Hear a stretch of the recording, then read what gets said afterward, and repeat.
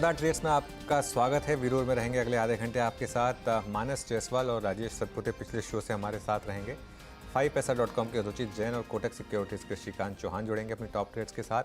Board room में आज हम दो कंपनियों के मैनेजमेंट से बात करेंगे, बर्जर पेंट्स के MD and CEO Abhijit Roy और सफायर फूड्स के whole time director Sanjay Purohit. इसके अलावा बिग मार्केट वॉइसेस में हमारे साथ होंगे वेलेंटिस एडवाइजर्स के फाउंडर और MD ज्योतिवर्धन जयपुरिया। लेकिन उससे पहले मार्केट पर एक नज़र, गैप अप और उसके बाद कुछ नहीं। ये मार्केट का पैटर्न आज भी फॉलो होता हुआ 19,250 पर बैंक निफ्टी, लेकिन अब एक दोबारा कोशिश कर रहा है courtesy of HDFC bank and ICICI bank, एक बार कोशिश कर रहा है अब डे हाई वापस निकालने की। 43,322 पर इस समय बैंक निफ्टी आपको काम करता हुआ दिखाई देगा।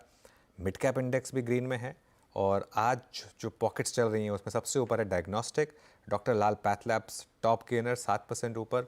अब मेट्रोपोलिस ने ज्वाइन किया उसको तुरंत 4-4.5% ऊपर। अपोलो हॉस्पिटल्स में भी एक बहुत बड़ा डायग्नोस्टिक बिजनेस है, ये भी 4-4.5% ऊपर। उसके अलावा बैंक्स और NBFCs में RBL bank, L&T finance holdings, यहाँ पर अच्छे मूव्स आ रहे हैं। चोलामंडलम, M&M फाइनेंस, ये कुछ और स्टॉक्स हैं जहाँ पर इस समय अच्छे मोमेंटम। फ्रेश ब्रेकआउट जो हमने स्पॉट किए उसमें एक सन टीवी था और एक BHEL था। वीरू, स्कैनिंग हुई थोड़ी सी मार्केट की बातें हैं आज की कॉल्स पे। मानस जायसवाल, राजेश सतपुते, रुचित जैन और श्रीकांत चौहान हमारे साथ मौजूद हैं स्क्रीन पे। आप सभी को नमस्कार और स्वागत है आपका रुचित जी और श्रीकांत जी। श्रीकांत जी गुड मॉर्निंग, आपके दो ट्रेड्स क्या रहेंगे इस वक्त के? Good morning Anuj. I think yes, यहाँ पे वैसे देखा जाए तो कई सारे मिड साइज कंपनीज में अच्छा मोमेंटम बना हुआ है और इंडेक्स अभी इंपॉर्टेंट रेजिस्टेंस के करीब है। तो मुझे लगता है कि जब तक मार्केट 19,270 के लेवल्स को क्रॉस नहीं करता तब तक मुझे लगता है कि हम इसी मिड साइज कंपनीज में अगर ट्रेड करेंगे तो अच्छे मुनाफे के मौके बन सकते हैं। जोमैटो मुझे अच्छा लग रहा है जो 112 के करीब ट्रेड कर रहा है। आज गैप अप ओपनिंग है, आज इसके नतीजे भी है। टेक्निकल फॉर्मेशन इंडिकेट करता है कि शायद ये स्टॉक 115 से लेकर 117 के लेवल्स दिखा सकता है। तो करंट लेवल से जोमेटो को लॉन्ग करें, स्टॉप लॉस यहाँ पे रखे एट 110 रुपए के करीब। और दूसरा जो स्टॉक यहाँ पे जो हमें अच्छा लग रहा है, वहाँ पे कुछ मीडिया कंपनीज में लगता है कि मोमेंटम काफी अच्छा बना हुआ है। और नेटवर्क 18 अगर आप देखें तो यहाँ पे अच्छा खासा एक डबल बॉटम फॉर्मेशन बना है एंड एक बड़ी डिक्लाइन के बाद का ये फॉर्मेशन है। तो करंट लेवल से नेटवर्क 18 को भी लॉन्ग करके चल सकते हैं जो 71.75 72 के करीब ट्रेड कर रहा है। यहाँ पे हमें लगता है कि ये स्टॉक एक बार 75 से लेकर 77 के भी लेवल दिखा सकता है। तो करंट लेवल से इसे लॉन्ग करें और स्टॉप लॉस रखें एट 70.50। ओके, एक स्टैंडर्ड डिस्क्लेमर चला देते हैं। ये हालांकि श्रीकांत जी के पिक है, लेकिन नेटवर्क 18 वो उस ग्रुप का हिस्सा है जो इस चैनल को ओन करती है। तो इसके लिए अगर आप कोई भी ट्रेड ले रहे हैं तो एक और निजी राय जरूर ले लें। नेटवर्क 18 और TV 18 दोनों वो कंपनियां जो CNBC आवाज़ चलाती हैं, तो इस चीज़ का ध्यान रखें आप। रुचित के पास चलते हैं। Ruchit good morning. रुचित, आपकी trades? Very good morning Anuj ji, very good morning to everyone. Well, दो स्टॉक्स है खरीदारी की साइड जहां पे स्ट्रेंथ दिख रही है। एक तो श्रीराम फाइनेंस, ऑफ लेट ये मार्केट के करेक्टिव फेज में भी ये स्टॉक ने एक अच्छा रिलेटिव आउट परफॉर्मेंस दिखाया था। सो आई थिंक जो स्टॉक्स करेक्टिव फेज में आउट परफॉर्म कर रहे थे, अब जब मार्केट ऊपर जा रहा है तो ऐसे स्टॉक्स में आउट परफॉर्मेंस कंटिन्यू रहने की एक्सपेक्टेशन ज्यादा है। तो श्रीराम फाइनेंस करंट लेवल्स पे 1940 के नीचे स्टॉप लॉस रख के खरीदारी करें 2050 के अराउंड के टारगेट्स के लिए।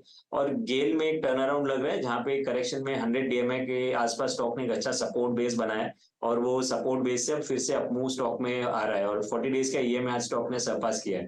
तो गेल में खरीदारी की सलाह रहेगी 120 के स्टॉप लॉस से 129 के टारगेट्स के लिए। मानस, आपके ट्रेड्स क्या रहेंगे दो? देखिए, दो लार्ज कैप स्टॉक्स नजर में है। पहला तो अदानी पोर्ट्स पे खरीदारी करने की राय रहेगी क्योंकि अगर आप देखें तो एक हायर लो बना है स्टॉक में। 200 डे मूविंग एवरेज पे स्टॉक ने सपोर्ट लिया था और आज स्टॉक ने 20 डे मूविंग एवरेज को रीगेन कर लिया है।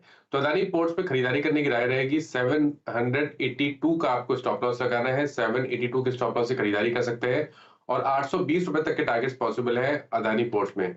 और दूसरा स्टॉक है आयशर मोटर्स का, यहाँ पर भी खरीदारी करने की राय रहेगी। कल हमने रिवर्सल देखा, आज स्टॉक 200 डे मूविंग एवरेज के ऊपर निकला है। करंट लेवल पे आयशर मोटर्स में भी खरीदारी की जा सकती है। 3350 का स्टॉप लॉस लगाना है और 3440 के टारगेट सेट करना है। राजेश जी, क्विकली आपकी ट्रेड्स? अनुज जी, देखिए मेरी बाय रहेगी ONGC पे जिसका स्टॉप लॉस रहेगा 185 का, target 191। And second by call is on Cipla, stop loss 1200 रहेगा, 1250 टारगेट। काम करते हैं, कुछ अर्निंग्स की बात करते हैं। दूसरी तिमाही में बर्जर पेंट्स के मुनाफे में 33% की बढ़ोतरी हुई है, लेकिन रेवेन्यू ग्रोथ थोड़ी सुस्त रही है। मार्जिन में भी 3% से ज़्यादा का सुधार हुआ है। दूसरी तिमाही के प्रदर्शन और आगे के आउटलुक पर खास चर्चा के लिए बर्जर पेंट्स के MD and CEO Abhijit Roy हमारे साथ जुड़ गए हैं। Abhijit ji, good morning, thank you so much जुड़ने के लिए। एक जो आपका एक ग्रॉस मार्जिन का ट्रेंड है वो अच्छा रहा इस क्वार्टर में, अच्छी इंप्रूवमेंट आई। क्या ये सस्टेन करेगा? क्योंकि इसमें काफ़ी कुछ क्रूड के ऊपर भी डिपेंड करता है, तो इसमें कोई लेकिन विजिबिलिटी आपके पास है इस समय? तो ये ग्रॉस मार्जिन लास्ट 10 क्वार्टर में इस क्वार्टर का सबसे ज़्यादा रहा। और ये रॉ मटेरियल शॉर्टनिंग और प्लस थोड़ा से मिक्स का भी इम्प्रूवमेंट हुआ है। ओवरऑल इसलिए बढ़ोतरी काफ़ी है, अच्छा है। And this will be sustained at least Q3 में तो दिख ही रहा है, बिकॉज व्हाट इज विजिबल वो मैं बोल सकता हूँ कि Q3 में ये सस्टेन हो जाना चाहिए। अच्छा, एक चीज़ जो आपके नंबर्स में शायद एनालिस्ट थोड़ा कह रहे हैं कि जो आपकी वॉल्यूम ग्रोथ आई भले ही डबल डिजिट में है, लेकिन इसमें ज़्यादा जो है वो जो प्रोडक्ट मिक्स है वो लोअर एंड पर आई है। ऐसा है क्या वाकई में? यस, बिकॉज Q2 जो होता है हर साल ऐसे होता है, ऐसे कोई नया बात नहीं है। बिकॉज पेंट में क्या है कि जब बारिश होती है तो उस समय जो इंटीरियर एक्सटीरियर इमल्सन होता है उसका सेल कम हो जाता है। नॉर्मल केस ये होता है कि उस समय डिस्टेम्पर, प्राइमर, पट्टी, एनामल्स की थोड़ी सी सेल बढ़ जाती है। तो इसलिए उस समय उस माहौल में अगर देखा जाए, इस ईयर जो है जुलाई और सितंबर में बहुत ज्यादा बारिश हुआ था। इनफैक्ट अक्टूबर 5-6 तारीख तक वो चलता रहा, तो इस कारण से इमल्सन्स का सेल थोड़ा कम रहा। That is why the volume value gap is higher. Okay, तो एग्जैक्टली इसी से जुड़ा हुआ सवाल पूछ लेता हूँ अभिजीत जी। अगर आपने कहा जुलाई, सितंबर, अगस्त में काफ़ी सेल्स कम रही हैं because of that rain factor, ये जो फेस्टिवल डिमांड है और ये पिछले एक महीने 1.5 महीने का जो वक्त गुजरा सर, वो कैसा गुजरा है? क्योंकि उसी पे थोड़े से अगले एक दो जो प्रश्न आधारित रहेंगे। क्या ट्रेंड रहा है फेस्टिवल डिमांड का इस बार? काफी अच्छा रहा, बहुत ही अच्छा। जो दिवाली बेल्ट है उसमें बहुत जबरदस्त ग्रोथ नजर आया है। और काफी स्ट्रॉन्ग डिमांड रहा right through in the month of October. मतलब तो उसका सेल्स का इम्पैक्ट नजर आएगा। जो ईस्ट और साउथ है वो उतना जोर से नहीं भागा। ऑफ कोर्स यहाँ पे दिवाली की उतना इम्पैक्ट होता भी नहीं है, तो इसलिए वहां थोड़ा म्यूटेड रहा। But otherwise the Diwali belt बहुत ज्यादा स्ट्रॉन्ग डिमांड रहा। ओके, अच्छा सर, अभी आपका जो करंट कैपेसिटी यूटिलाइजेशन है वो कितना है? क्योंकि आपने नई कैपेसिटी भी ऐड की है, and considering that new demand जिसका जिक्र कर रहे हैं आप फेस्टिवल सीजन में, ये in second half of this fiscal आप क्या कैपेसिटी यूटिलाइजेशन मान के चल रहे हैं कि हो जाएगा, रहेगा? तो हमने जो प्लांट लगाया है सांडीला में, लखनऊ के नजदीक में, तो दैट इज सपोज वो हमारे जो रिक्वायरमेंट है नेक्स्ट 3-4 साल का आराम से मीट करना चाहिए। तो उसका जो कैपेसिटी यूटिलाइजेशन है वो अभी जस्ट शुरू हुआ है, तो 48-50% के नजदीक में है। ओवरऑल हमारी जो कैपेसिटी यूटिलाइजेशन है वो 72 to 75% के बीच में आ रहा है अभी। और ये हमारा जो प्लांट है सांडीला में, उसको फर्दर हम एक्सपेंड भी कर सकते हैं, और हमारे लिए जो अभी कैपेसिटी है वो काफी है। एड स्पेंड्स पर क्या अब व्यू बन रहा है, गिवन जो इस समय कंपटीशन है, और क्योंकि कंपटीशन और इंटेंसिफाई हो रहा है आपकी इंडस्ट्री में, 2-3 बड़े प्लेयर्स एंटर कर रहे हैं? 2-3 तो पता नहीं मुझे, मतलब वैसे तो आ चुके हैं भाई, एक जरूर आ रहे हैं, मतलब बाकी लोग तो आ चुके हैं। एड स्पेंड्स हमारी जो इंक्रीज है थोड़ा पिछले सालों से, वैसे भी हम बढ़ाते हैं हर साल। इस साल थोड़ा से और इंक्रीज हुआ है। मोस्टली फोकस डिजिटल मीडिया के ऊपर है। हमने बढ़ाया है कॉन्शियसली Q2 में भी। इसके बावजूद हमारी मार्जिन्स अच्छा रहा। तो ऐसे कोई मतलब घबराहट की बात नहीं है। हम अपने नॉर्मल बिजनेस जैसे करते हैं वैसे ही करते रहेंगे। थोड़ा सी इंक्रीमेंटल इंक्रीज होगा as far as ad spends are concern. तो एक आखिरी सवाल फिर, ये सेकंड हाफ आपको यहाँ से फर्स्ट हाफ से बेटर दिख रहा है? 100% it will be much better. ये तो देखिए, मतलब सेकंड क्वार्टर वाज काफी इम्पैक्टेड था 2 कारण से। एक तो बारिश जैसे मैंने बोला, और दूसरा जो सीजन है वो थोड़ा से डिलेड है इस समय। नवंबर 12 तारीख को दिवाली है, नॉर्मली ये 20 तारीख अक्टूबर को लास्ट ईयर था, तो जो इम्पैक्ट है वो अक्टूबर में ज्यादा मिलेगा। इसलिए हमारी सेल्स ग्रोथ जो है थर्ड क्वार्टर, क्वार्टर 3 और क्वार्टर 4 में भी हमें उम्मीद ये है कि अच्छा रहना चाहिए। So second half should be better than first half. वैसे फर्स्ट हाफ में हमारी ग्रोथ अभी 6.7 के करीब है कंसोलिडेटेड बेसिस पे revenue growth. We expect that it will be closer double digit के करीब होना चाहिए सेकेंड हाफ में। Definitely in terms of volume it will be, value में भी हम उम्मीद रखते हैं कि डबल डिजिट ग्रोथ आना चाहिए। ऑल राइट, बहुत बहुत शुक्रिया अभिजीत जी हमारे साथ जुड़ने के लिए और हमसे बात करने के लिए। ऑल द बेस्ट आपको सेकंड हाफ के लिए। Thank you. Okay, market days high पर आया एकदम से। ज़रा एक बार निफ्टी का कंट्रीब्यूशन देख लेते हैं, उसके बाद एक ब्रेक लेंगे। लेकिन 19265 पर आए हम, और मेरे ख्याल से एक ICICI बैंक ने एक अच्छा कंट्रीब्यूट किया यहाँ पर, अगर आप निफ्टी का कंट्रीब्यूशन लेकर आएंगे स्क्रीन पर तो। और उसके अलावा HDFC bank obviously top contributor है, इन्फोसिस ने कंट्रीब्यूट करना शुरू किया है। छोटा सा ब्रेक लेते हैं, उसके बाद वेलेंटिस एडवाइजर्स के फाउंडर और MD ज्योति वर्धन जयपुरिया से करेंगे खास बातचीत।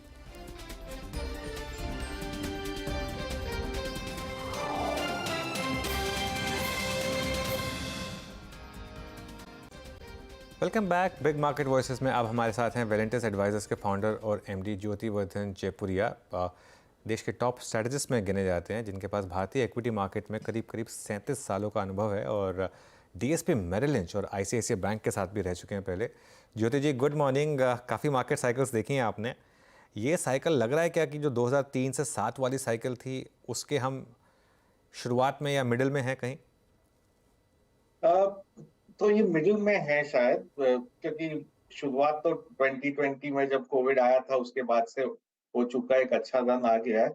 अभी ये कंसोलिडेशन का फेज है जहाँ पे रीरेटिंग हो गया मार्केट का, वैल्यूएशन बढ़ गया, तो एक तरह से ना थोड़ा पॉज ले रहे हैं कि भाई वैल्यूएशन थोड़ा सा नीचे हो जावे, जो कि वापस से अगले रैली का एक और लेग फिर शुरू हो सकता है।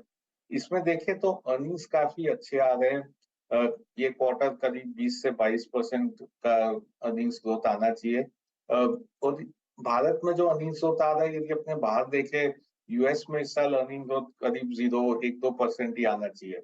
तो भारत का अर्निंग्स ग्रोथ अच्छा दिख रहा है, इकोनॉमी भारत में सबसे ज्यादा ग्रोथ आएगी इस साल, तो अर्निंग्स ग्रोथ इकोनॉमी दोनों ही अच्छे दिख रहे हैं भारत में।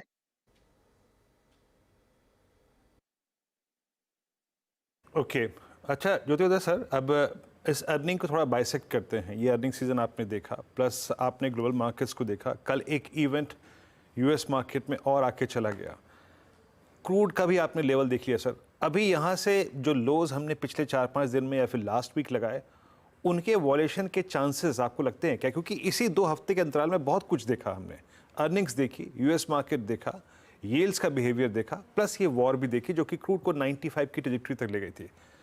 जो कुछ भी देखा हमने अक्टूबर सेकेंड हाफ में, क्या लग रहा है कि ये रीसेंट लोज एक अच्छे लोज थे, रीजनेबल लोज थे? हाँ, ये तो क्या है ना कि मार्केट एक तरह से वैल्यूएशन थोड़ा कम करने का कोशिश कर रहा है, जो कि ना अगला लेग बन सके। यदि अपने देखे अप्रैल से काफी अच्छी बढ़त आई है, स्मॉल कैप मिड कैप में ज्यादा अच्छी बढ़त आई है, तो ऐसी जब बढ़त आ जाती है तो एक तरह से अपने बोलते हैं फ्रंट एंड हो गया रिटर्न्स इस साल का। तो अगले 3-4 महीना में थोड़ा सा ना कंसोलिडेशन होएगा, जहाँ मार्केट ज्यादा ऊपर नहीं जाएगा, ज्यादा नीचे नहीं जाएगा, एक टाइम करेक्शन है वो हो जाएगा। तो अभी वो टाइम करेक्शन की उम्मीद है। पिछले 2 दिन में फेड का जो प्रेस कॉन्फ्रेंस था उसके बाद लग रहा है कि एक तरह से जो पिवट लोग बोल रहे थे पिछले 2 महीने से, वो पिवट आ गया है, क्योंकि काफी है ना एक तरह से डविश प्रेस कॉन्फ्रेंस था। अब लग रहा है कि कुछ ज्यादा है ना इंटरेस्ट रेट बढ़ेगी नहीं वहां पे, और उस कारण से ना मार्केट के लिए अच्छा हो जाएगा। यदि वहां पे 10 ईयर बॉन्ड यील्ड देखे वो 5% तक चला गया था, वो मीटिंग के बाद है ना 30 बेसिस पॉइंट घट चुका है, तो एक तरह से वो पॉजिटिव है। ये जो अपने आ रहे हैं अभी नवंबर और दिसंबर में, सीजनली ये अच्छा पीरियड रहता है मार्केट के लिए। दिसंबर एक तरह से सबसे बेहतरीन महीना रहता है मार्केट के लिए, वो सांता क्लॉज रैली जो बोलते हैं वो भी आता है। भारत में एक और चीज आपको याद दिला दूं कि ये इलेक्शन सीजन अब चालू हो रहा है, तो पिछले 9 इलेक्शन में यदि अपने इलेक्शन रिजल्ट के 6 महीना पहले मार्केट खरीदे थे और इलेक्शन रिजल्ट के पहले रात को उसको बेच दिए थे, तो 9 इलेक्शन में से 8 इलेक्शन में पॉजिटिव रिटर्न आए, एक में ही लॉस हुआ और एवरेज रिटर्न 18% आया। तो एक तरह से जो हिस्ट्री में होता है वो है कि प्री इलेक्शन रैली आता है हर बार। तो एक वो भी चीज अपने को ध्यान में रखना चाहिए कि भाई एक प्री इलेक्शन रैली आ सकता है, हो सकता है वो रैली जनवरी में फरवरी में चालू हो सकता है रैली अभी चालू हो जावे, वो कहना मुश्किल है, पर ट्रेडिशन तो यही है कि प्री इलेक्शन रैली आता है। अच्छा सर, मैं अमूमन आपसे जब बातचीत करता था तो कभी आईटी से बात शुरू करी, कभी बैंक से शुरू करी। इस बार थोड़ा सा वो स्टॉक्स या फिर वो स्पेस जो कि अर्निंग्स अच्छी दिखा रहे हैं एट लोअर प्राइस, मैं उसका उल्लेख करूंगा और मेरे जहन में सबसे पहले डायग्नोस्टिक स्पेस आ रहा है सर। हम डॉक्टर लाल पैथ के नंबर्स अभी देख ही रहे थे। स्ट्रॉन्ग नंबर्स, पेशेंट्स पर टेस्ट पर पेशेंट, प्राइसिंग स्ट्रॉन्ग। क्या ये स्पेस आपको, मतलब diagnostic space along with the hospital, अच्छा लग रहा है, पैसा लगाने लायक, या फिर आप लोग हैं इसमें कमिटेड इस वक्त? तो इसमें दो चीज मैं बताऊंगा। एक तो स्पेस इसलिए अच्छा है कि भारत में जैसे जैसे पर कैपिटा इनकम बढ़ती है और इंश्योरेंस स्कीम है और ना गवर्नमेंट के भी काफी स्कीम्स आ रहे हैं जिसमें ना इलाज मुफ्त हो सकते हैं या बहुत कम में हो सकते हैं, डिमांड इसकी बढ़ते रहेगी और डिमांड अभी काफी लो पे है। तो एक तरह से अगला 5 साल 10 साल देखे तो ये सब चीज बहुत बड़े हो जाएंगे। नियर टर्म हम लोग के पास ये शेयर्स अभी नहीं है क्योंकि हम लोग का वैल्यूएशन पे थोड़ा है ना महंगा लग रहा था। हम लोग रुके थे करेक्शन के लिए और जैसे जैसे भाव थोड़े गिरेंगे तो शायद हम लोग ये स्पेस में पार्टिसिपेट करेंगे, यहाँ पे ना शेयर खरीदारी करेंगे। हम लोग का जो पूरा है ना फिलॉसफी रहता है वो काफी वैल्यू फोकस्ड रहता है। हम लोग को शेयर्स थोड़े सस्ते हैं, beaten down out of favour है, तभी हम लोग लेते हैं कि वहां से फिर बड़ा रिटर्न आ सकता है और रिस्क नीचे का कम हो जाता है। ओके, अच्छा, बॉन्ड यील्ड की बात हो गई, लेकिन एक आपसे आईटी पर एक सवाल पूछना था। आईटी में क्या करें आप, क्योंकि मिड कैप आईटी में तूफानी तेजी है, लार्ज कैप आईटी भी कोई खास कमजोर नहीं है, हालांकि नंबर्स कमजोर रहे। हाँ तो अनुज जी, आईटी हम लोग है ना 18 महीने से आईटी नहीं लिए थे। कई बार मैंने जिक्र किया था हम लोग का थीम है बाय लोकल अवॉइड ग्लोबल, और आईटी हम लोग है ना ज्यादा पार्टिसिपेट नहीं किए, अभी भी आईटी में नहीं है। पर हम लोग के स्क्रीन में अब आईटी आ रहा है कि भाई यहाँ पे अब अगले 6 महीना में यदि कुछ काफी नेगेटिव न्यूज आवे और उसकी गुंजाइश है क्योंकि यूएस इकोनॉमी अभी तक अच्छा कर रहा है, पर जितने इंटरेस्ट रेट हाइक हो चुके हैं 6 महीना के लैग के साथ, हो सकता है वहां पे जीडीपी कम हो जावे। जब जीडीपी कम हो तो ये इंडियन आईटी पे काफी असर पड़ता है। तो उस टाइम पे यदि खराब न्यूज आए तो स्टॉक्स है ना और सस्ते हो जाए तो हम लोग को है ना खरीदारी करने का वहां पे मन है। और टू व्हीलर स्पेस में अब क्या व्यू बन रहा है आपका ज्योति जी, क्योंकि यहाँ पर भी बड़ी रैली हुई है और इवन लैगार्ड्स जैसे हीरो मोटो और आयशर मोटर्स ने भी काफी पार्टिसिपेट किया है। तो ऑटो में ऑफकोर्स काफी है ना स्पेसेस है, वहाँ पे टू व्हीलर्स है और है ना फोर व्हीलर्स और सीवी है। तो हम लोग थोड़ा पैसेंजर व्हीकल में जो ओईएम्स है वहां पे हम लोग ने अपना थोड़ा पोजीशन कम किया है और उसका कारण यह है कि पिछले 18 महीने में देखे तो बड़ी वेटिंग लिस्ट थी वहां पे, बड़े वो वेटिंग लिस्ट अब कम होते जा रही है। तो अगले साल के जब नतीजे आएंगे तो क्या होएगा कि यहाँ का बेस बढ़ चुका है तो ईयर ऑन ईयर ग्रोथ ज्यादा नहीं दिखेगा। तो पैसेंजर व्हीकल में कम किए हैं। सीवीज में अभी तक हम लोग का ध्यान है जो ट्रक्स है वहां पे ना अच्छा है, वो है ना 1-2 साल और अच्छा रह सकता है, तो वहां पे स्पेस कम नहीं किए। तीसरा स्पेस जहाँ पे हम लोग के पास अभी भी काफी एक्सपोजर है वो है ऑटो एंसिलीज। तो ऑटो एंसिलीज में कई ऑटो एंसिली है जहाँ पे ना नए प्रोडक्ट लॉन्च कर रहे हैं हम लोग, उनका नाम एग्जिस्टिंग ओईएम के अंदर शेयर बढ़ रहा है, तो ऑटो एंसिली में ज्यादा उम्मीद दिख रहा है हम लोग को, वहां पे ज्यादा एक्सपोजर है हम लोग का। ओके अच्छा सर, एक प्रश्न और। आपने क्योंकि यहाँ पर बाय लोकल की बारे में बात करी, लोकल मैन्युफैक्चरिंग की बात करते हुए मैं थोड़ा सा कंज्यूमर ड्यूरेबल्स पे वाइट गुड सेगमेंट पर फोकस करना चाहूँगा। डिक्सन ने अच्छा मूव दिया यहाँ पर, बट बाकी दो players like Voltas, like Havells, so मतलब प्राइसिंग ठीक ठाक रही है। बहुत चमत्कारी कोई मूव नहीं था यहाँ पे। इस स्पेस पे आपका व्यू सर इस वक्त? हाँ, तो वीरेंद्र जी यहाँ पे दो स्पेस के अपने बात कर रहे हैं। एक तो जो कंज्यूमर ड्यूरेबल्स बेचते हैं, जो है ना ब्रांडेड प्लेयर्स हैं, जिनके मार्जिन अच्छे हैं, वो है ना डिस्ट्रीब्यूशन नेटवर्क, तो वहां पे थोड़ी नरमी आई कई लोग में, क्योंकि मॉनसून थोड़े इतने अच्छे नहीं थे, तो एक तरह से उस कारण बाजार में इतने थोड़ा वीकनेस था। दूसरा जो स्पेस है वो है जो है ना मैन्युफैक्चरिंग कर रहा है, एक तरह से आउटसोर्सिंग मैन्युफैक्चरिंग कर रहे हैं। यहाँ पे वॉल्यूम ग्रोथ बहुत अच्छा है, क्योंकि एक तो जो अभी के मैन्युफैक्चरर है उन लोग सब भी बोल रहे हैं हम लोग का काम है ब्रांडिंग करना, हम लोग का काम है बेचना, तो हम लोग बाहर दे रहे हैं, तुम लोग बनाते रहो, तुम लोग का एक्सपर्टीज है बनाने में। तो ये सब है ना जो है यहाँ पे वॉल्यूम ग्रोथ बहुत होने वाला है।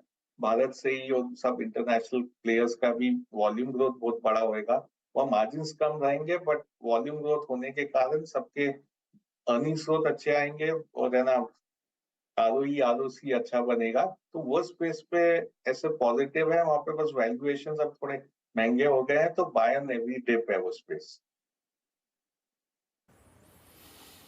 ओके ज्योतिवर्धन सर, बहुत बहुत शुक्रिया, आप इस कार्यक्रम में शामिल हुए और सभी इंडस्ट्रीज पे, सेक्टर्स पे अपनी अपनी राय रखी आपने सर। बहुत बहुत शुक्रिया and have a nice weekend sir. बहुत शानदार रहे दिवाली से पहले वाला ये हफ्ता, बहुत काम कर रहे हैं हम लोगों को। बहुत बहुत शुभकामनाएं सर आपको इस हफ्ते के सप्ताहांत के लिए। अच्छा, अब एक काम करते हैं, इंडस्ट्रीज लेके आते हैं और इंडस्ट्रीज आपकी स्क्रीन पे इट्स 19263। एक चीज़ याद रखिएगा, इस दिन की एक प्रॉपर्टी है, ग्लोबल मार्केट्स बहुत स्ट्रॉन्ग है। हम उतरे नहीं थे, बट हम एक पैरिटी एस्टेब्लिश करने की कोशिश कर रहे हैं, तालमेल बिठाने की कोशिश कर रहे हैं। और जब इस शब्द का इस्तेमाल होता है ना ट्रेडिंग में, तालमेल, तो वो धीरे धीरे आता है, ग्रेजुअली आता है। ये सेशन एकदम से चमत्कारी नहीं होगा, ये धीरे धीरे अपना स्वरूप जो है वो डिटरमाइन करेगा, इख्तियार करेगा।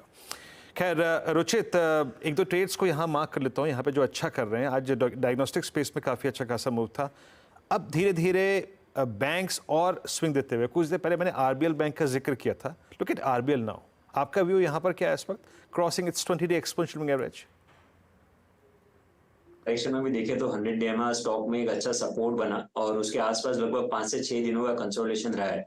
और अब यहाँ पे इंपॉर्टेंट हर्डल्स भी आज क्रॉस हो रहा है। सो इनकेस आज नो ये 232 के ऊपर थोड़ी देर सस्टेन रह जाता है, तो अब एक पुल बैक मूव में 240 तक के टारगेट से एक पुल बैक मूव एक्सपेक्ट कर सकते हैं। ओके, आरबीएल बैंक अच्छा करता हुआ। चलिए अब एक काम करते हैं, जैसे कि हमने कहा था कि आपसे कि इस कार्यक्रम में आज बहुत सारी अर्निंग्स हैं जिसको लेकर हमें बातचीत करनी है। और इस क्रम में एक बार जरा प्लीज़ आप लेके आइए, आज अब सफ़ायर फूड्स आपकी स्क्रीन पे आएगा और इन्हीं के नंबर से बातचीत करने के लिए हमारे साथ Shri Sanjay Purohit, hold and director Sapphire Foods के जुड़े हैं। संजय जी नमस्कार, कार्यक्रम में स्वागत है। बहुत सारे आंकड़े हैं जिसको लेकर बात करनी है आपसे, लेकिन मोटा मोटी अगर आप देखें तो इस बार नेट प्रॉफिट आपका करीब 15.25 करोड़ रुपए रहा। लास्ट ईयर की तुलना में लगभग इसमें 43% का डिक्लाइन था। एग्जैक्टली सर, मैं एक एक करके सारे सेगमेंट्स में आऊँगा, लेकिन ओवरऑल रहा कैसा इस बार बाजार? और थोड़ा सा मैं शुरुआत में जो जिक्र करना चाहूँगा वो है KFC।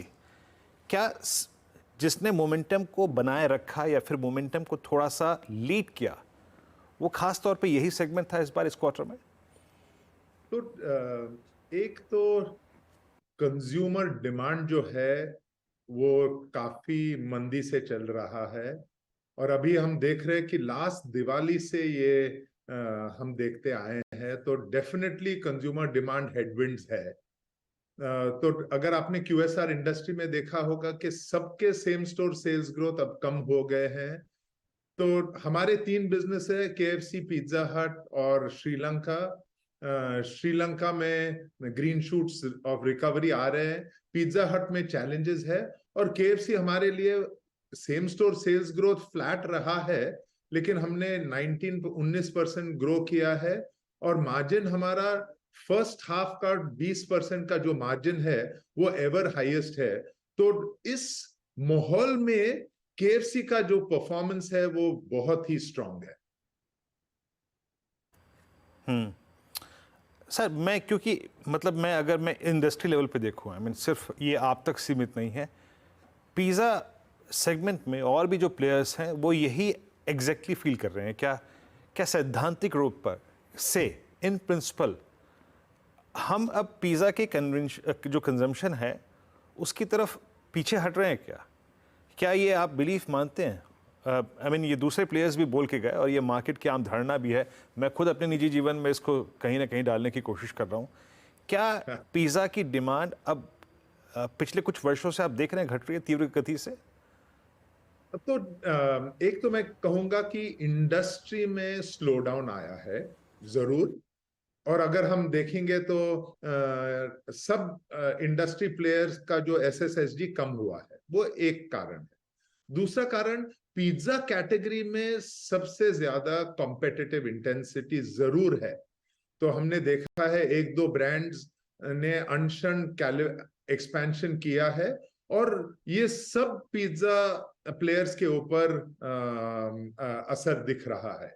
अनडाउटेडली इस कैटेगरी में कंपेटिटिव इंटेंसिटी सबसे ज्यादा है। हमारा जो सेम स्टोर सेल्स डिक्लाइन जो रहा है 20%, उसको अगर ध्यान से देखेंगे तो गए साल हमारा Q2 का SSSG सबसे हाईएस्ट था, 23% था। अगर हम 2 साल का अगर हम CAGR अगर देखेंगे तो करीबन 1.5 to 2% तक आता है।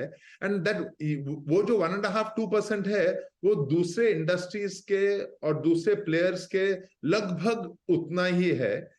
तो मैं ये नहीं कहता कि पिज्जा कम खा रहे, इतना कंपेटिटिव इंटेंसिटी थोड़ा सा बढ़ गया है। ये भी 18-24 महीनों में ये भी नॉर्मलाइज हो जाएगा। तो ये कुछ महीनों की बात है। हम 4 चीजों के ऊपर फोकस कर रहे हैं। एक तो ब्रांड एडवर्टाइजिंग हम कैसे बढ़ाएं, हमारा जो डाइन इन एक्सपीरियंस है, जो पिज्जा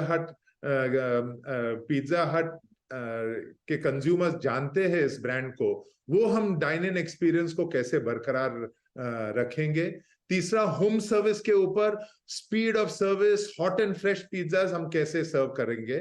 और फाइनली हमने कहा था कि रेस्टोरेंट एक्सपेंशन हम थोड़ा सा कॉशियस रहेंगे जब तक ये स्लो डाउन चल रहा है, तब थोड़ा सा हम कॉशियस रहेंगे एक्सपेंशन में।